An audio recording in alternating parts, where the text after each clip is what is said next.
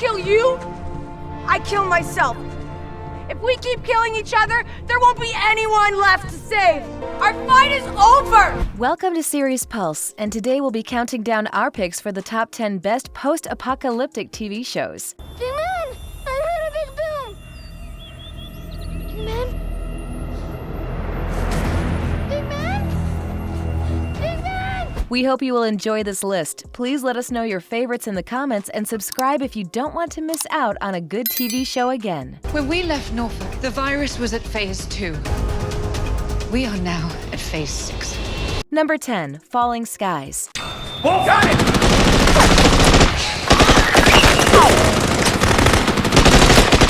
Reload! I'm out! Loading grenade! Get back! Falling Skies is a post-apocalyptic science fiction television series created by Robert Rodat. The cataclysmic aftermath of an alien invasion has left most of the world completely helpless. After 6 months, there are only a few survivors. They've started to gather outside the major cities in order to fight back. Every day is a challenge for citizen soldiers who work to defend and protect their people from many types of dangers. In the meantime, the invading force is launching an insurgency campaign from their side of the line. On to you.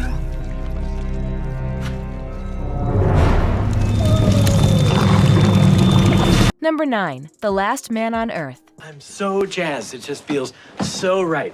We did it. We really did it.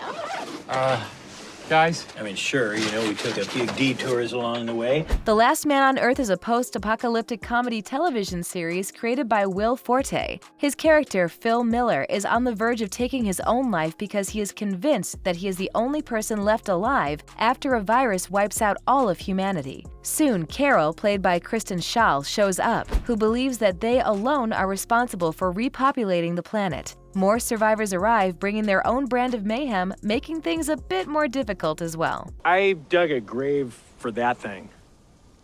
It's not a dog. But I convinced myself it was because it was the closest I could find to the real thing. Number 8, The Last Ship. At least two very good at placing. We need to take them out ourselves. Yes, that's the plan. Nathan James, Vulture 3, too close for fire support.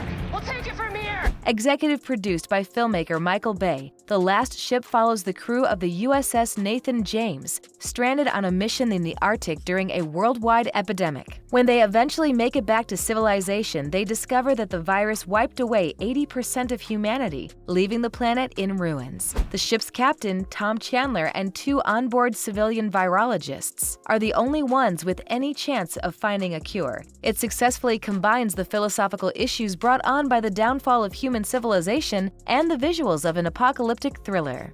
The battleship you said you heard wasn't there. You played the tape back.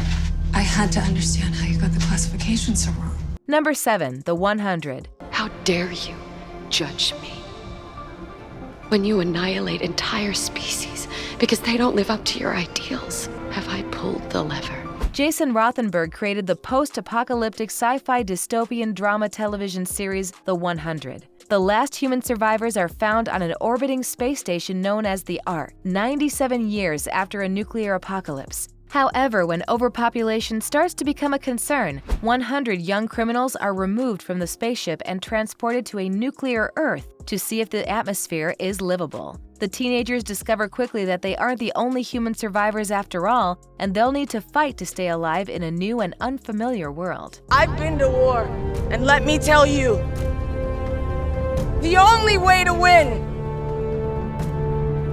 is not to fight. Number 6, Station 11. Your son ran away, and now he came back. No one finds people from before. The flu took everything. This surprisingly optimistic miniseries is about the things that make life worthwhile: love, culture, and community, and how individuals find solace in them through difficult and painful times. Based on the best-selling novel by Emily St. John Mandel, it tells the story of an actress named Kirsten in 2 different time periods: as a young girl played by Matilda Lawler, during the early stages of a pandemic that kills most people, and as an adult played by Mackenzie Davis, as she journeys the Midwest's remaining areas with a Shakespearean troupe. Nay, it is. I know not seems. 'Tis not alone my inky cloak and mother. Number 5, Sweet Tooth. Stay here, little man. People out there hunt kids like you. Don't make it easy for them. There are no kids like me. I'm the only one left. Developed by Jim Mickle, the comic book adaptation of Sweet Tooth is a Netflix TV series for modern times. It is set in the aftermath of a devastating worldwide epidemic. A human-deer hybrid named Gus, played by Christian Convery, and an unlikely bunch of friends travel through the American West in this TV show. It has the perfect amount of oddness, darkness, and hope, as well as a significance that no one who worked on the production could have imagined at the beginning. Imagine how he feels. Everything you've been told your whole life is one big lie. I don't know, man. Maybe we shouldn't have brought him here. No. Number 4, Jericho. Mom, I'm not gonna argue with you. Go to the other shelter. I'm staying. Mom, I don't even know if we can fix it, and I can't concentrate knowing you're here. Jericho is an action drama television series set in a post-apocalyptic world. Following a nuclear strike on 23 major American cities, Jericho follows the citizens of a fictitious town of the same name in Kansas as they work to rebuild their lives. Early in the series, it is discovered that the nuclear bombings, while initially assumed to be an accident, were actually planned. What initially begins as a show that only depicts a town rebuilding develops into a complex society utilizing trade, political systems, and ultimately, warfare. My father expected us to make a stand here. To defend our home. Number 3, Into the Badlands. Traitor. You know, personally, I prefer the word idealist.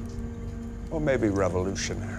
Created by Miles Miller and Alfred Goh, Into the Badlands centers on a post-apocalyptic future where a war led to the downfall of civilization. A region known as the Badlands is transformed into a medieval civilization 50 years later, complete with barons and their slaves, prostitutes, and soldiers, commanded by a regent, and offers fans a rich and cleverly constructed environment to explore. Those who venture beyond the Badlands are left at the mercy of a brutal desert plagued by outlaws who will take anything they can. You want to take him, you'll have to go through me first. Number 2, The Walking Dead. Good, good, good! Put it down! Put the gun!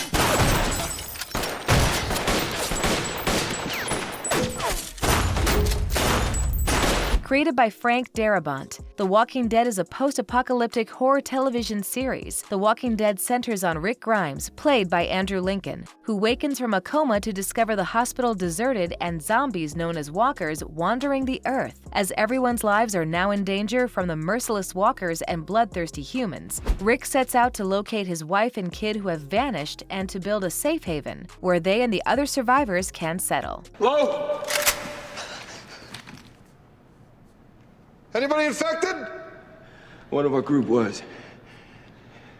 He didn't make it. Number 1, The Leftovers. Where's my dad? Sam?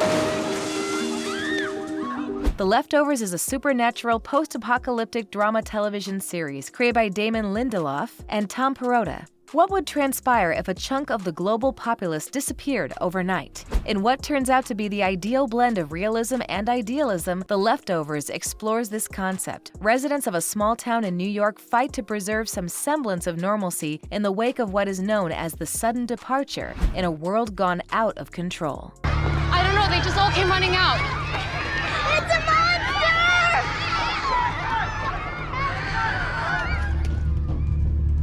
Do you agree with our list? Let us know in the comments below.